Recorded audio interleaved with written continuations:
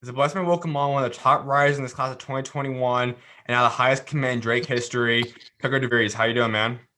I'm doing good. How are you? Pretty good. Well, let's just get right into this. You're committed now. It's off your plate. You're going to Drake. How's it feel right Mhm. now? I mean, it feels good. It takes a lot of pressure off just like the commitment process and having like kind of the question mark of like what my future will look like. But now having that set in stone, I mean, it feels good to just kind of focus on my final year in high school and looking forward to the next step. We go back a year, even 6 or 7 months ago, you weren't in this situation. You just started adding on all these big offers from high majors.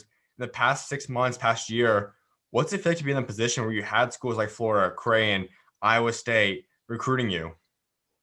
Yeah, I mean, it feels good. It definitely gives you more confidence in like what you've been able to accomplish and the hard work that put in. It just kind of shows that. I think every school was a bit different for me in the recruiting process just because of my unique situation. Um, but I thought it was really cool to have all those schools reach out and uh, believe in me and want to recruit me. So, I mean, it was definitely really cool. No, there's a lot of stuff we'll get into Drake in a second, but they offered you a little more than a year ago. And at that point, you even said you didn't know if you were even going to be good enough to play in the Missouri Valley Conference. Clearly, now Mhm. you're a top 100 player. We know who you are. Would you say that was more of you just developing at an exceptional rate over the past year, or did you just kind of learn the confidence? What kind of gave you this breakthrough the past year? Yeah, I mean, I'd say a lot of the hard work that I put in was starting to show, and I was believing in myself more. My sophomore year, I was more just like a catch and shoot guy, make a couple threes a game, but outside of that, I wouldn't really do much. But I'd say the biggest step I made from sophomore to junior year was just believing in myself and becoming more of a dynamic player, like being able to affect the game in different ways and being able to create for myself and others instead of having other people create for me. Um, then I think just like kind of growing into my body, maturing more as a player, definitely gave me more confidence, and I feel a lot more confident in myself in my game right now. Everyone in this country had 4 or so months of just sitting at home having COVID. And we saw in AAU season, some people took that better than others did. You clearly came out, and that's where you blew up. How are you preparing for AAU basketball, or how are you preparing just getting ready to go back to basketball when things did open up? Yeah, I mean, I was fortunate enough to be able to find a gym through it all. I was working out with Michael Jacobson at Iowa State, and I thought I thought a lot of work that we put in really translated to the AAU season and being able to have the advantage of working out when other people are stuck at home having to come up with stuff. I mean, it was still different, but just having the ability to still work out was really helpful. And then just being this last year of AAU and being on the same team basically my whole life really helped, and being comfortable with my coaches, my teammates. So I thought it was a fun year, different experience, but I thought we got the most out of it. You get back on that court, you start playing with OSA again, and all the talent on that team. How did it feel, Mm-hmm. and how long did it take you to start getting accustomed and used to playing again? Yeah, I mean it was a little weird, but I'd say right from the get go it felt I felt comfortable. I played with Hunter for a while. Um, we had a couple new guys, Saint and Jaden, but I mean I've known them basically my whole life and watched them play and compete against each other. So we fit in pretty well. We felt comfortable with each other, and I thought we really did a good job this summer with the short time that we had of kind of coming together and playing as a team and just enjoying the experience we had. Discuss that team a little bit. Nebraska and Iowa aren't necessarily known as big power producing players in terms of basketball states, but you have a top 10 guy in Hunter South. You have yourself now a top 100 guy. Jalen Johnson's a top 150 guy. Saint's a top 50, 150 guy. How much talent? What was it like playing with them? Yeah, I mean, growing up, like nobody would have probably expected us to kind of evolve into the team that we did. But I thought it was really cool to be able to play with all these guys and see each other part our other ways, next level, and see where everybody goes. Developing those relationships, probably relationships that we'll keep for a while, and being able to stay in touch with guys at the next level is definitely really cool. And I thought being able to put the best team possible to compete at the in the AAU was really good. It was kind of our last go around, so it was really fun to play with those guys. Now, going forward, when you guys do possibly match up at the college level, what would those games be like? Yeah, I mean, it'd be different, playing with them for such a long time and then having to play against them. But I think it'd be cool, it'd be fun to kind of see what we've all worked for and being able to see each other at the next level. I mean, some of those guys, most of them haven't decided where they're going yet, but hopefully we'll get to see them at the next level. No doubt. Let's get into your recruiting process. You have Florida in the mix, Crane, Iowa State. We know Drake as well. What separated those schools, and what was your bond like with the programs that you did not choose? Yeah, I mean, in my situation, I didn't think I could really go wrong with any of them. Creighton, I've been around my whole life, so I mean, it was really tough to say no to them and everything that they have to offer, and 18,000 fans and playing in the Big East. And then obviously Oregon. I mean, it's Oregon, so it's hard to turn that down too. And I've known Dana my whole life too, so that was another tough one to turn down. And then Iowa State being really close to home and being in the Big 12. Ever since I've been talking to Coach Prom, he's been such a great guy to me, and it just shows like what a great guy he is and why he's so successful as a coach too. So I mean, at the end of the day, it just came down to whether or not I wanted to play for my dad, and if I didn't, then I would have had some great options in those three schools. But I mean, at the end of the day, I just wanted to stay home and play for my dad, and because not many kids get to experience that with their dad at the next level, so I didn't want to pass that up. Out of those remaining programs you had, were you considering any of them more than the other one? Was there maybe a number two option that was right there with Drake? I mean, yeah, they all had their pros and cons of everything, but I think it really just came down to whether or not I wanted to play for my dad or not. And once I decided I wanted to, there was really no reason to kind of break those three down into an order or anything. Because I mean, I once I knew I was playing for my dad, I knew where I was headed. At what point did you know that Drake was the school you wanted to attend? Pretty recently, probably last week or so. I mean, it was starting to get to the point where I probably needed to make my decision pretty soon. Kind of get it over with before the season starts, and so I can get working for that. But I mean, it was a tough decision. Kind of came down to like the last week or so, and just kind of talked with my family and what I really wanted to do, and I felt like I could accomplish everything I needed to accomplish at the next level at Drake. So I'm excited for it. So it'll be good. And this move is not Drake's not necessarily known as a big powerhouse basketball school. It's not a blue blood or anything like that, but it's this new momentum, this new move that I love. And seeing guys not necessarily think that they just have to go Power Five. They don't have to go to the big conferences. You can go start something at a mid major, even a low major, and build something up. Being a part of this new movement, what led you to this, and how excited you both start this new movement and build something special now at Drake? Yeah, I mean, ever since my dad got the job 2 years ago, I felt like they've done a great job and they've won a lot of games in just the 2 years, and I'm really excited to get with them and help them continue this process of building Drake up. Um, I think I don't think it's that necessarily that big. I think a lot of guys get wrapped up in the high majors, the big conferences, but I think at the end of the day, I mean, you're the player that you are. The work you put in will get seen no matter where you are. I mean, guys like John Morant just proved that, and what they're able to accomplish at the mid major, the high major.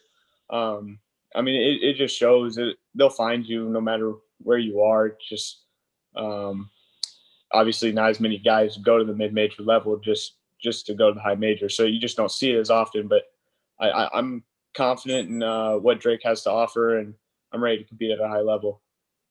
I kind of break down this relationship. Having your dad be a coach somewhere, oftentimes for a lot of guys, their dads are the guys that are really heavily in this recruiting process, kind of help guide them. He's one of the guys that's recruiting you. How is this working out? How do you guys kind of balance this father son and also the coach and recruiting process together?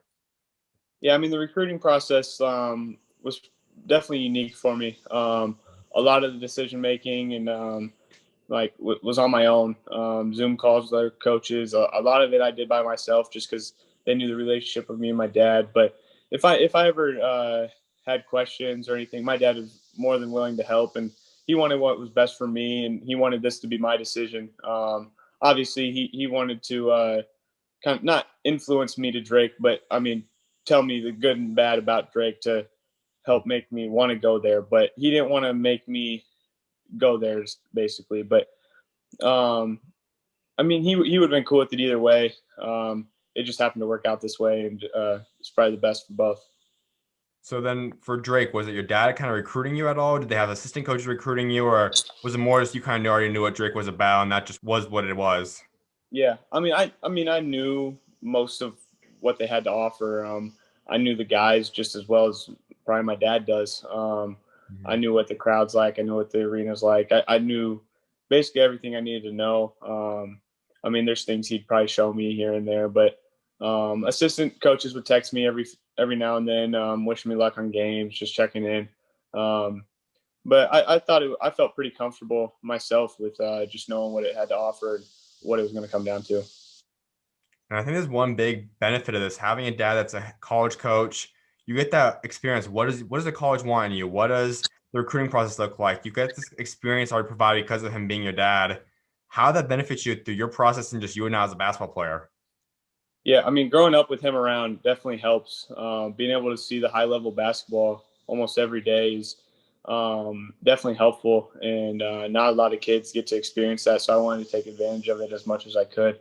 The basketball minds that I was surrounded by definitely helped too. If I ever had questions or needed help, I knew exactly who to go to, whether it was my dad or someone else that was close to us. A lot of them had great basketball minds and different opinions on things. So, being around it definitely helped and helped me develop into the player I am. So it was really cool. The next step will be a challenging thing as well. You still want to keep that father-son relationship, but now it's also coach and player relationship. How do you balance that when you get to college?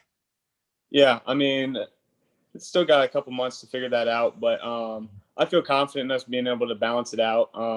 I think the guys they have there and the guys coming in, I feel confident in being able to separate um, like us as a team and me and my dad as a family. I think, I'm going to view him just as I would any other coach. I'll be happy with him at sometimes. Sometimes I'll be really upset with him, but that's just how it goes. I think, I think at the end of the day, our family's our family, and then he's my coach. So it's just we'll see how it goes, but it's going to be hard probably at first to separate the two. But I feel confident that we'll be able to get it done. One benefit that I haven't seen too many people talk about is that your dad was with Crane for a long time, and we know that Coach McDermott also had his son Doug out there for quite a few years, and they had a historic run. Having that kind of experience, seeing the way that they work together and how they manage that and balance it to get Doug to where he's at now, how much are you guys going to kind of rely on that and kind of watch that as an example? Yeah, growing up, watching one of the best players in college basketball is definitely an advantage. Seeing that what they were able to accomplish. If I had half as good a career as Doug did, I'd be more than happy. Um, Being able to see how they were able to do it was definitely really cool. And Doug even reached out to me today, wishing me luck and asked if I need any help with things and how to handle things. And I'll definitely be able to like look up to him and ask him questions about how to handle this. So it definitely helps being able to see how they were able to handle it. That's awesome. Well, rankings already been updated now. You're officially the highest commit in Drake history. To have that honor behind your name, what does that mean to you? Yeah, it's cool.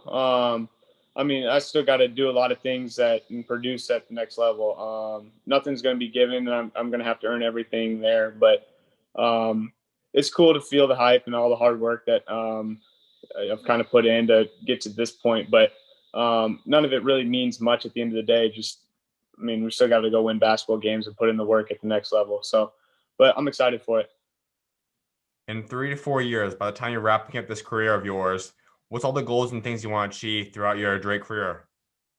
Yeah, obviously, I want to win as many games as possible and have fun doing so. So, being able to experience it with my dad and just enjoy this process, enjoy the college experience.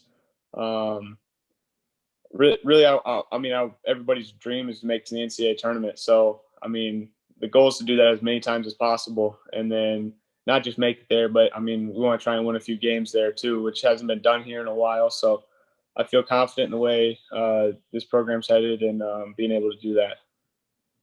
And it's not just going to be you, no matter how special you can be, having surrounding pieces will be critical too for your guys' success. Who Mhm. else are you guys kind of targeting? Like guys you want to try bringing alongside you now in 2021? If so, who are some of those guys? Yeah, I haven't really discussed it much with my dad about how that's going to work out, and kind of separate that. This is where we'll start to separate that kind of coach and player relationship, kind of let him do his job and me do mine. And just, but I mean, I feel confident commit Connor Enright, point guard. He's been really cool. I've known him for a while and I love his game. So right now, I think it's just us two committed, and we're working on a couple other guys. So hopefully we can get a nice team put together for the next couple of years. We see some guys you guys have offered, something like Efton Reed's in the mix there. A lot of those guys are in the mix. Is that something you guys think you guys could become either in this upcoming year or maybe 2022, 2023? Will you guys potentially be in the mix now, landing top ranked players? Yeah, I mean that's always the goal.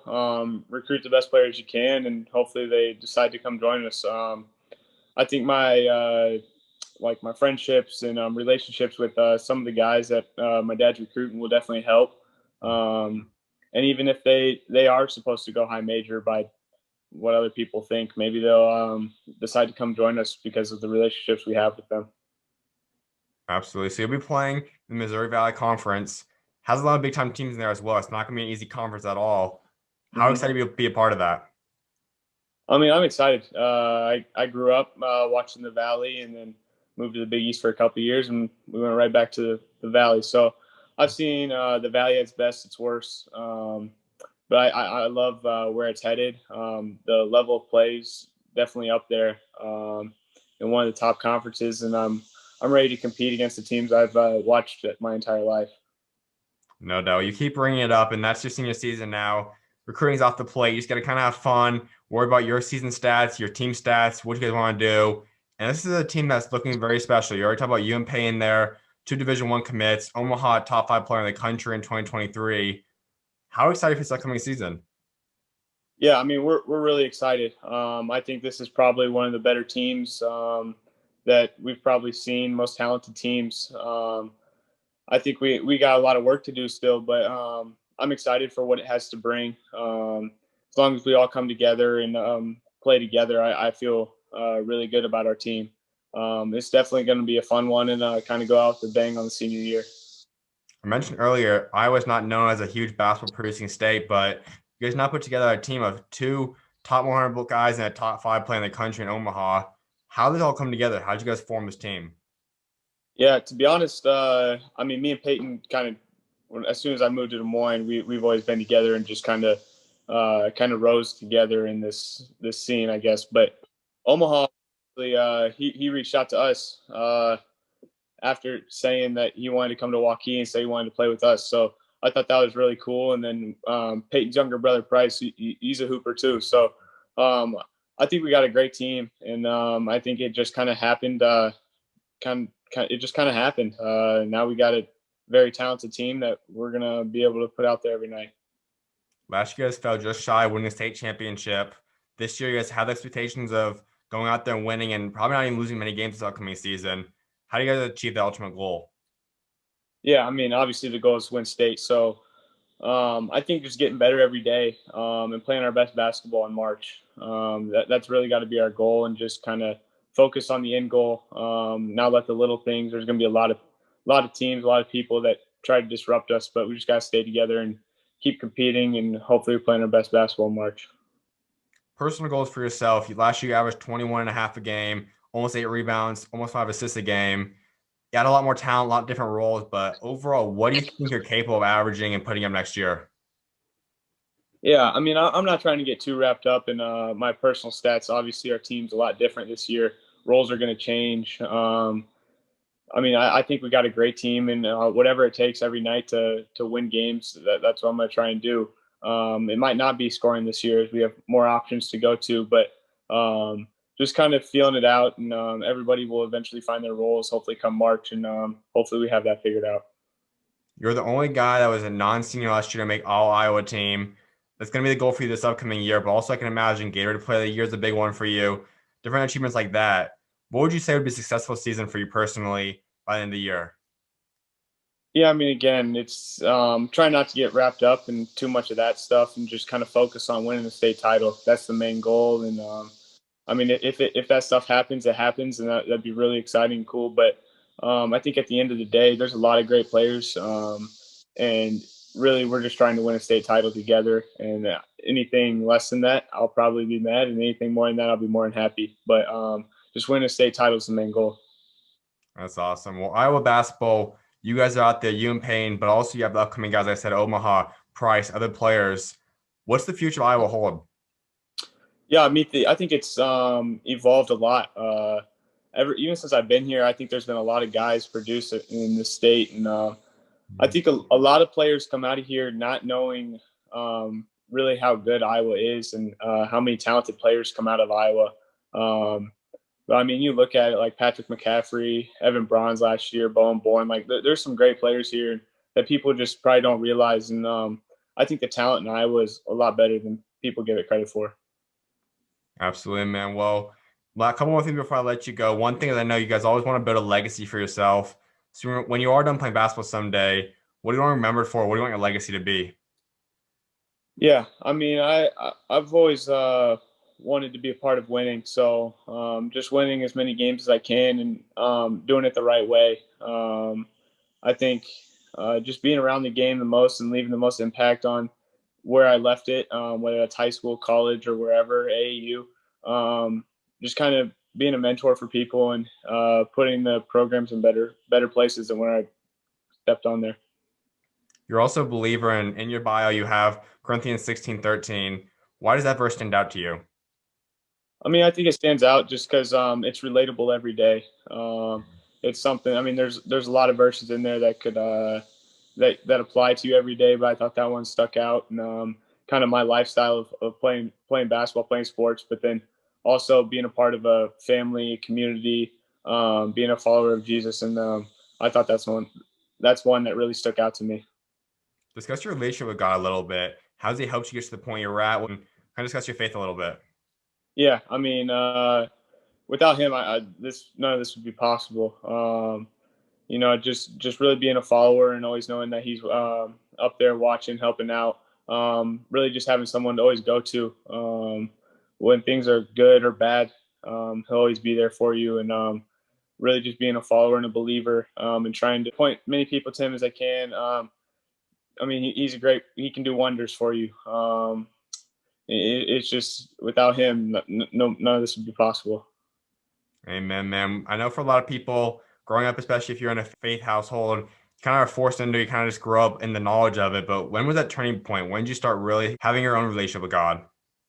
Yeah, honestly, I'd say it was when I moved here. My life had always really been pretty easy growing up, and then when we moved, that was probably the first difficult time, and I really reached out to God, and I've kind of just stuck with it since then, and I couldn't be more thankful of the last couple of years of actually doing that and becoming closer with God. That's awesome, man. Well, I definitely appreciate you taking time to come on today. Congrats on the commitment once again. Good luck this upcoming season. Thank you very much. Of course, you're always welcome on, man. God bless. See you. God bless.